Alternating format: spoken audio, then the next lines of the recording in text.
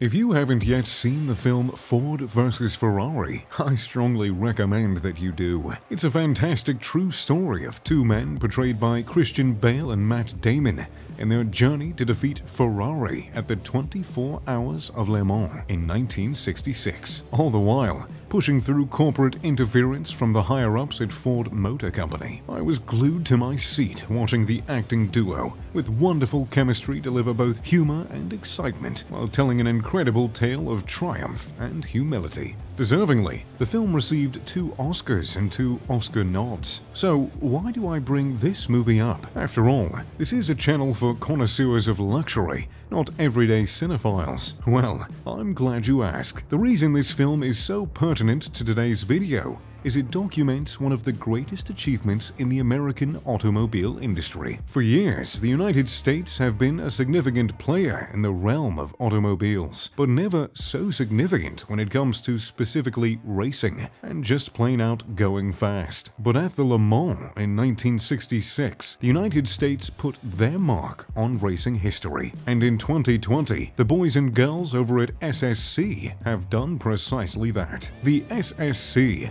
formerly known as the Shelby Supercar Company, has just produced the Tuatara, a vehicle that has been crowned as the new fastest car on the planet, with a barely believable two-way average speed of 316 miles per hour, or 508 kilometers per hour, for anyone outside of the USA, UK, and, well, Liberia, I think. If you're a nature lover, you may know that Tuatara is a small green reptile. These little fellas are known as living fossils, as they are from a once widespread group of reptiles somewhere in between lizards and dinosaurs. But the Tuatara we have our eyeglasses set on today is anything but a fossil. It's a bold, fast, brand spanking new world record setter. The record was set on a 7-mile stretch of Nevada's State Route 10 outside of Las Vegas on October 10th. Indeed, the record-setting run was completed on a public highway rather than a closed circuit in order to cement the fact that the Tuatara will be a street-legal production car and the very fastest of its species. It's the same location where Koenigsegg set its 277.9 miles an hour top speed record back in November of 2017. Before we get too ahead of ourselves and I get fact-checked in the comment section, well,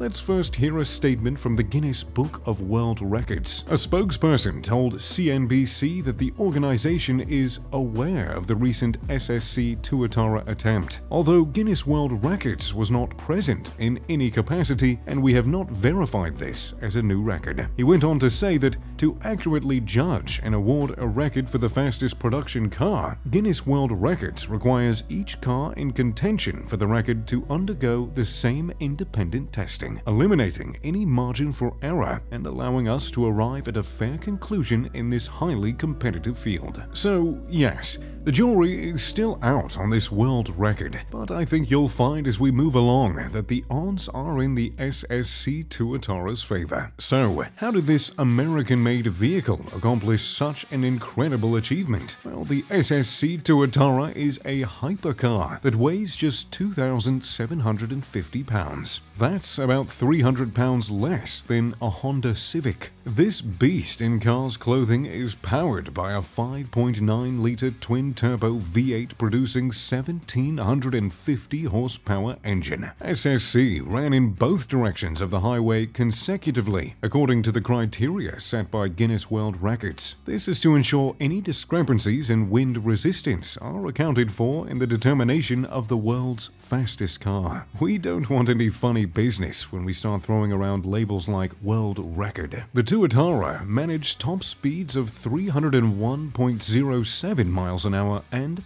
331.15 mph. Now, as we move forward in our wonderful discovery of this mysterious horseless carriage, I want you to remember the difference in those two speeds. Interestingly, Jared Shelby, the founder and CEO of SSC, helped design the criteria to validate the world's fastest production car. A little side note, Jared Shelby is not related to Ken Shelby, portrayed by Matt Damon in the aforementioned film, although the two have a whole lot in common, and that both have doned bits for the American automobile industry. In an interview with Bloomberg, Jared Shelby explained, "People may look at the SSC and ask if we belong in the hypercar realm. With such stalwart competitors, this record is so extremely sweet, knowing that our small organization just achieved something that much more established brands, with much larger engineering and development teams, and obviously larger budgets, have not been able to achieve." The onboard video of the 331 miles an hour has been uploaded by Top Gear, with a full documentary of the record-setting run to be released a bit later. I was shocked to find out just how easily the American hypercar manages to hit a top speed of 331, with seemingly no problems to speak of.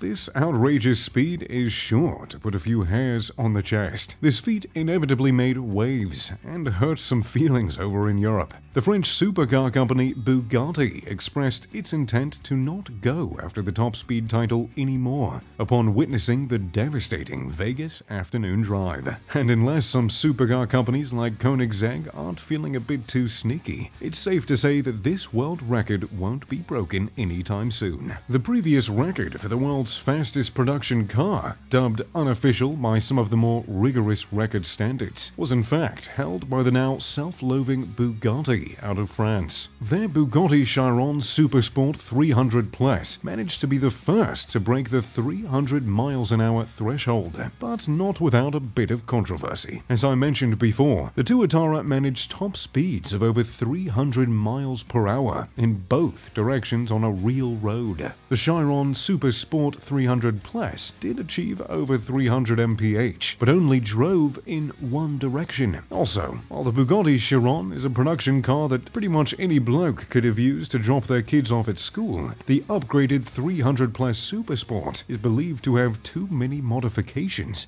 for it to be a street-legal car. But all of that doubt and controversy did not stop the French supercar company from cashing in on all of the hype they created. At the 2019 LA Motor Show, the Supersport 300 Plus made a public debut, and it was announced that 30 production-ready vehicles of the car would be sold. Production-ready Chiron Supersport 300 Plus models, meant to be delivered by the summer of 2021, won't share the same top speed as the record-breaking prototype, with Bugatti limiting customer cars to 275 miles per hour. This means that, at the time, the speed racers in the crowd with the right cash had to settle for the Swedish supercar, Koenigsegg's Agera's measly 277.9 miles per hour. I'm sure they managed to make it through those troubling times, though. The production-ready Chiron Supersport 300 Plus is powered by a tuned version of the original car's quad-turbo 8-liter W16 engine, producing 1,578 bhp, around 100 bhp more than any standard. It also comes with a lowered suspension system, updated brakes, and a new set of lightweight magnesium alloy wheels, and a tweaked quad exhibit exhaust system to release all that power. These specs were enough to get car lovers' heartbeats racing, and all 30 of these magnificent vehicles sold like Twinkies when Hostess filed for bankruptcy. Prices for the Bugatti Chiron Supersport 300 Plus start from a leg-trembling $4.275 million. The Tuatara seems to have the Frenchies' number in that area as well. The world record-holding car sells for a modest $1.9 million. But at that price tag, you're buying much more than just 316 miles per hour. No, the vehicle boasts an immaculate exterior that incorporates smooth curves and small wings in the back and front of the car to improve aerodynamics and add ample aesthetic appeal. The Tuatara's interior is nothing to snooze on either. The gull wing doors reveal an interior of pristine design, leather bucket seats, and and a touchscreen digital dashboard that allows the driver to switch between driving modes, such as Sport Mode for city leisure and Track Mode for 300-mile-per-hour fun. So, what we are left with after this marvelous trip into the supercar world is two things. First of all, we are patiently awaiting the official record to be confirmed by Guinness. However, thanks to the methodical steps taken by the SSC and the fact that Jared Shelby was one of the people to design the criteria of the world's fastest car, it seems like SSC will not be left with the same fate as their French rival in Bugatti. Which leaves me with just one more question about the Tuatara. Where can I buy one? Let me know in the comments section which car you would prefer, the Tuatara, the Bugatti, or the Koenigsegg. Thanks for watching. If you enjoyed the video, make sure to leave a like and subscribe. Oh, and maybe turn on post notifications. Now, if you'll excuse me, I need to go get an oil change for my Aston Martin. As always, I'm Mr. Luxury. Pip pip, da doodly doo.